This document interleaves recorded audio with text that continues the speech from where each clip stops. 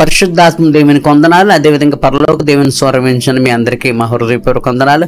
ప్రతిరోజు మీ గురించి ప్రార్థిస్తున్నాం. ఇటువంటి పద్ధతి గురించి కూడా నిరాశపడక మాకు ఫోన్ ద్వారా తెలియజేయండి. మీ గురించి ప్రార్థించే బాధ్యత మాకుంది. మా ప్రార్థన ఆలకించి దేవుడు మీ పట్ల అద్భుతమైన కార్యాలు చేసే దేవుడు అన్నాడు. ఓకే, ఇదన్నా ఇర్మీయా గ్రంథం 31:9 వారు ఏడుస్తూ వస్తున్నారంట దేవుని సన్నిధికి. అయితే దేవుడు వారి ప్రార్థన ఆలకించి సంతోషంగా తిరిగి వెళ్ళేలాగా దేవుడు చేస్తున్నాడట. ఆ వాక్యాన్ని జ్ఞానం చేసుకుందాం పిల్లలు, ప్రార్థన చేసుకుందాం. ఉదయకాల సమయంలో పరలోక దేవుని సౌరవించున్న బిడ్డలందరి బట్టి నీ కొందనాలు ప్రభా. నీవు మమ్మల్ని మరుగుపరిచి మీరు మాట్లాడి ఈ దినాన్ని వాక్యం ధరని బిడ్డలందరినీ కూడా దర్శించమని, మమ్మల్ని మీ నీకు అప్పగించుకున్నా సహాయం చేయమని యేసు నామమున వేడుకొంచున్నాను తండ్రి, ఆమేన్. ఓకే పిల్లరా, ఇర్మీయా గ్రంథం 31:9 మనం చూసినట్టయితే వారు ఏడ్చుచూ వచ్చెదరు, వారు నన్ను ప్రార్థించుండగా నేను వారిని నడిపించెదను. వారు తొట్టిల్లకుండా చక్కగా పోవు బాటను నీళ్ల కాలుల యొద్దకు వారు నడిపించును. ఇశ్రాయేలుకు నేను తండ్రిని కానా, ఎఫ్రాయిము నా జ్యేష్ఠ కుమారుడు కాడా. ఆమేన్ గట్టిగా వెళ్ళి చెప్దాం పిల్లరా. కనుక వారు దేవుని సన్నిధికి ఎలా వస్తున్నారంటే ఏడ్చుచూ వస్తున్నారంటే పిల్లరా. ఏడుస్తూ రావడానికి వాళ్ళ పరిస్థితులు ఏంటి?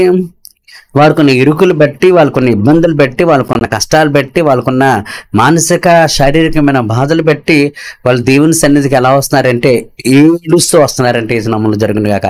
మనం చూడండి, ఎవరైనా దుఃఖంతో బాధతో మనం ఉన్నప్పుడు ఎవరైనా మన ఇంటికి వస్తే ఆ దుఃఖం ఆపుకోలేక వాళ్ళు ఎదురుకుంటూ ఏడ్చేస్తాం. లేదా ఎవరైనా మన దగ్గరికి వచ్చినప్పుడు వాళ్ళ దుఃఖంతో బాధతో ఉన్నప్పుడు వాళ్ళ దుఃఖాన్ని ఆ బాధను ఆపుకోలేకపోయి ఏడ్చేస్తారు వాళ్ళు. కనుక చాలాసార్లు ఈ ఏడుస్తూ వచ్చేది అనేది ఎప్పుడు జరుగుతుంది అంటే వాళ్ళ స్థితి పరిస్థితి ఏ విధంగా బాగోపోతే వాళ్ళు ఏడుస్తూ వెళ్తుంటారు. చంటిపిల్లలు చూడండి, బయట కొట్టుకుంటారు, ఏడుస్తూ బయట ఏదైనా కొట్లాడుకుంటే ఏడుస్తూ మమ్మీ డాడీ దగ్గరికి వచ్చేస్తారు. అలాగే పెద్దవాళ్ళు కూడా వాళ్ళు బయట పరిస్థితులు పడి బాధపడి ఆ తల్లిదండ్రులు అత్తమ్మలు ఆత్మల దగ్గరికి వెళ్ళినప్పుడు వాళ్ళు ఏడుస్తూ వస్తారు. అంటే ఏడుస్తూ వస్తున్నారు అంటే ఏడ్చే జీవితము, బాధపడే జీవితం మనకు ఉంది, కన్నీరు కాచే జీవితం మనకు ఉందంటే దాని అర్థం ఏంటంటే పరిస్థితులు బాగోలేదని. అది ఏ పరిస్థితులనే కావచ్చు, భర్త వల్ల కావచ్చు, భార్య వల్ల కావచ్చు, బిడ్డల వల్ల కావచ్చు, ఆర్థిక సమస్యలు బట్టి కావచ్చు, లేదా అనారోగ్య పరిస్థితులు కావచ్చు, మనుషులు బయట మనుషులు పెట్టే నిందలు అవమానాలు బట్టి కావచ్చు, ఏదైనా కావచ్చు. పరిస్థితి ఏమాత్రం బాగోపోతే వచ్చే పరిస్థితి అయితే ఏడ్చే పరిస్థితి. హల్లెలూయా. అయితే పిల్లరా, మానవ జీవితంలో ఇట్లాంటి ఏడ్చే అనుభవాలు మన జీవితంలో చాలా వస్తూ ఉంటాయి. అయితే పిల్లరా, ఇక్కడ వీళ్ళు వాక్యులు చేసిన పని ఏంటైతే ఏడుస్తూ వారి ఇంటి దగ్గర ఉండిపోలేదు కానీ, లేదా బ్రతికెందుకు జీవితం ఎందుకని వారు అనుకోలేదు కానీ పిల్లరా, వాళ్ళు చేసిన మంచి పని ఏంటంటే వారు దేవుని సన్నిధికి వచ్చి ఏం చేస్తున్నారంటే ప్రార్థిస్తున్నారట. యేసు నామం జరుగును గాక. ప్రభా, మా బ్రతుకులా ఏడ్చేలాగా అయిపోయిందయ్యా, ఏంటి మా బ్రతుకు, ఏంటి మా జీవితం, ఏంటి కష్టాలు, ఏంటి ఇరుకులు, ఏంటి ఇబ్బందులు, ఏంటి అవమానాలు, ఏంటి అవహేళనలు, ఏంటి విక్రింపులు అని వారు ఏడ్చే పరిస్థితి ఎందుకు వచ్చిందో అది ప్రభువుకి వారు చెప్పుకుంటున్నారంటే పిల్లరా, ప్రార్థన చేసుకుంటున్నారంటే పిల్లరా.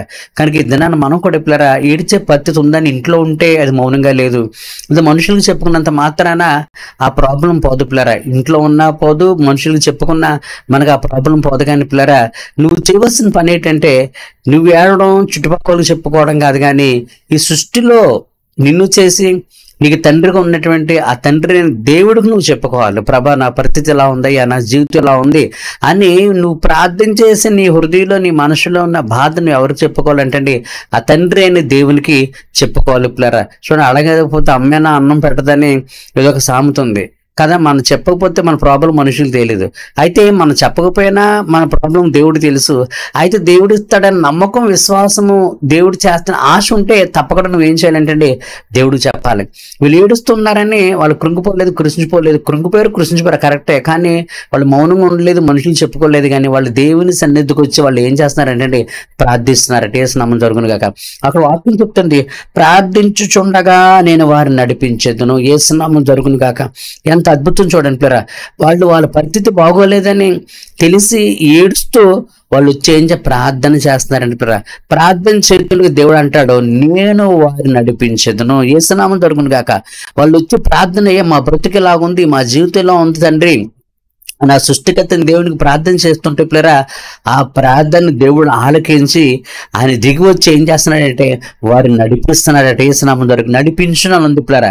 నడవమని దేవుడు చెప్పాలి, నడిపిస్తున్నాడట. ఆయన చేయి పట్టుకుని ఏం చేస్తాడంటే నడిపిస్తాడు. రోడ్డు మీద మనం వెళ్ళేటప్పుడు మన బిడ్డలు చంటి బిడ్డలు ఉన్నప్పుడు చూడండి, వాళ్ళని మనం వదిలేము, వాళ్ళు చేయి పట్టుకొని నడిపిస్తాం. ఎందుకంటే వాళ్ళు చంటి బిడ్డలు కదా, వాళ్ళు ఎలా నడవాలో తెలియదని ఆ స్కూటర్లు, లారీలు, బస్సులు ఒకవేళ ఆయన గుద్దేస్తాయేమని ఆ ప్రమాదాలు సంభవించకుండా ఉండాలని తల్లిదండ్రులు, పెద్దవాళ్ళు ఏం చేస్తారంటే ఆ పసిబిడ్డలు చేయి పట్టుకొని నడిపిస్తారు. ఏస్తున్నామని జరుగుతుంది కాక. దేవుడు ఎంత గొప్ప దేవుడు చూడండి పిల్లరా.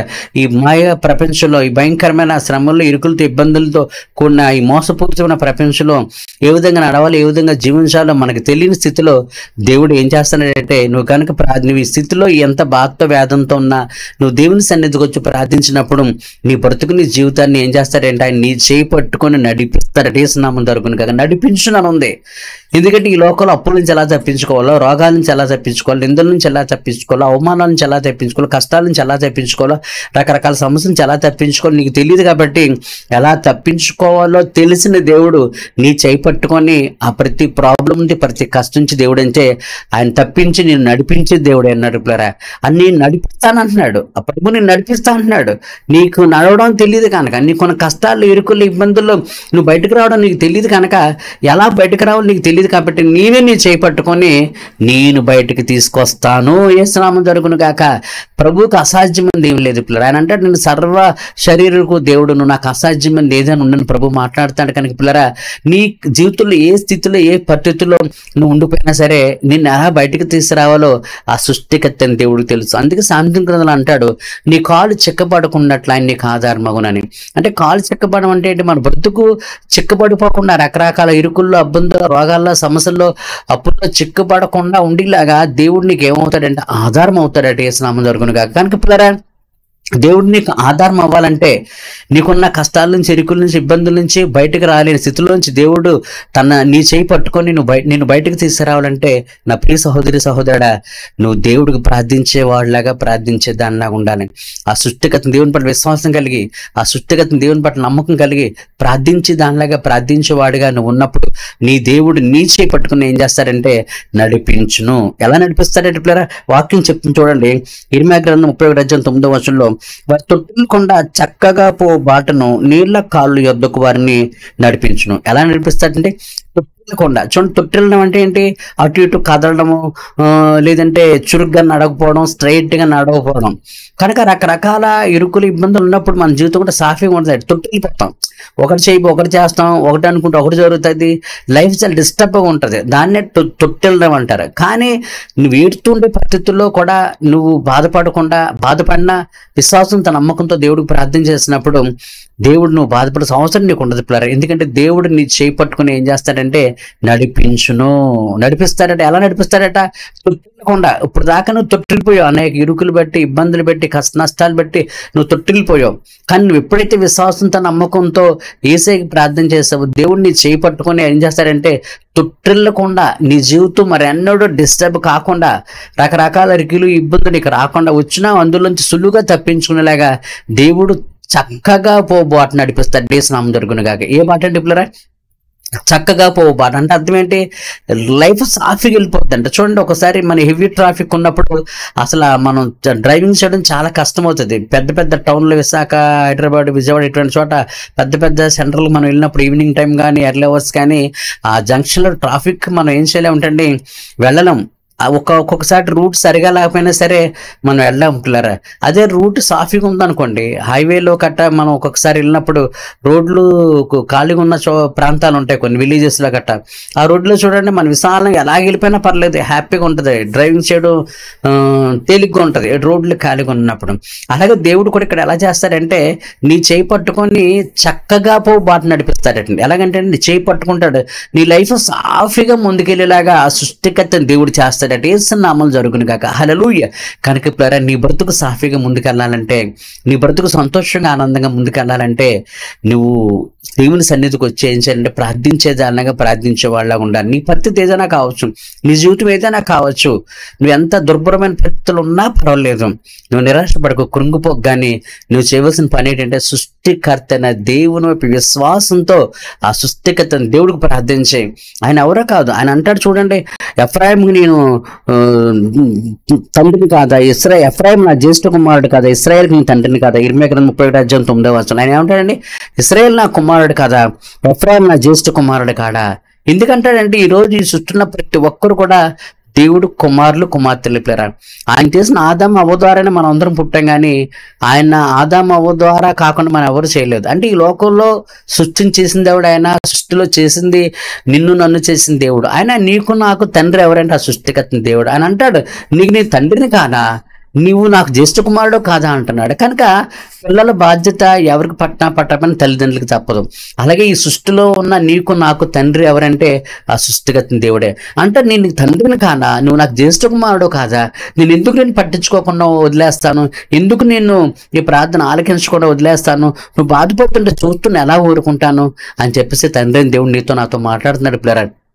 కనుక పిల్లాడు ఈ దినాన్ని మన పట్ల అంత ప్రేమ ఆప్యాయత కలిగి అంత శ్రద్ధ చూపే తండ్రి దగ్గరికి నువ్వురా.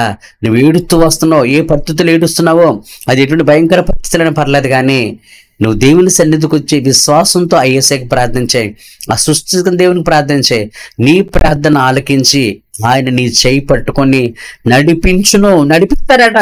నువ్వు నడవలేవు, చంటి బిడ్డలు నడవలేరు కాబట్టి వాళ్ళు చేయి పట్టుకొని మనం నడిపిస్తాం. ఆ స్కూటర్ల బస్సులు గుద్దేస్తాయేమో అని ఆ స్కూటర్ల బస్సులు గుద్దకుండా ఉండాలని చేయి పట్టుకొని నువ్వు నడిపిస్తావు. అలాగే నీ దేవుడు ఈ భయంకర ప్రపంచంలో రకరకాల చిరుకులు ఇబ్బందుల్లో ఎలా తప్పించుకొని నువ్వు సంతోషంగా ఆనందంగా ఉండాలో నీకు తెలియదు కాబట్టి, నీకు నాకు తెలియదు కాబట్టి ఆ తండ్రి అయిన దేవుడు, ఆ సృష్టికర్త దేవుడు నీ చేయి నా చేయి పట్టుకొని నడిపిస్తాడు. ఏ అప్పులు, ఏ రోగాలు, ఏ జబ్బులు, కష్టాల వల్ల మన బ్రతుకు జీవితం పాడవకుండా ఆయన మన చేయి పట్టుకొని నడిపించడమే కాదు, చక్కగా పోబాట లైఫ్ సాఫీగా సంతోషంగా ఆనందంగా వెళ్ళిపోయేలాగా తొట్టెళ్ళకుండా, ఏ డిస్టర్బెన్స్ లేకుండా ఆస్తితో అంతస్తుతో ఆరోగ్యంతో నెమ్మదితో సంతోషంతో ఆనందంతో ఉండేలాగా ఆ తండ్రి అయిన దేవుడు నీ బ్రతుకుని నా బ్రతుకుని నీ జీవితాన్ని ఆ జీవితాన్ని చేయి పట్టుకొని నడిపిస్తాడట నా ప్రియ సహోదరి సహోదరుడు.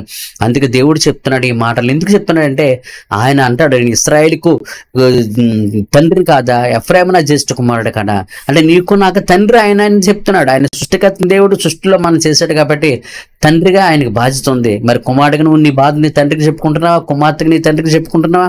అలా నువ్వు చెప్పుకో, నీ జీవితంలో ఏడుపు పోతుంది, దుఃఖం పోతుంది, బాధ పోతుంది, వేదన పోతుంది, అశాంతి పోతుంది, అలజడి పోతుంది, అప్పులు పోతాయి, రోగం పోతాయి, అన్నీ పోతాయి. నీకు పాపక్షమాపణ ఇస్తాడు, నెమ్మదిస్తాడు, సంతోషిస్తాడు, ఆనందం ఇస్తాడు. నీ లైఫ్లో అద్భుతమైన ఆశ్చర్యమైన కార్యాలు ఆ సృష్టికర్త దేవుడు చేస్తాడు పిల్లరా. ఇది జరగాలంటే నువ్వే స్థితిలో, ఏ పరిస్థితుల్లో, ఎంత భయంకరమైన స్థితిలో ఉన్నా, ఈడుస్తూ ఉన్నా, ఎట్లాంటి స్థితిలో ఉన్నా పర్లేదు, కానీ ఆ సృష్టికర్త దేవునికి విశ్వాసంతో ప్రార్థించి ఆయన నీ చేయి పట్టుకొని ఆయన అద్భుత రీతిలో, ఆశ్చర్యకరమైన రీతిలో నీ దేవుడు నడిపించి సంతోషం, ఆనందం, శాంతి, సమాధానం ఇవ్వాలని ఆయన కోరుకుంటున్నాడు పిల్లరా. అటువంటి జీవితం మనం అందరూ పొందుకోవాలని ఆ తండ్రి అని దేవుడు కోరుకుంటున్నాడు. ఓకే, ప్రార్థన చేద్దాం.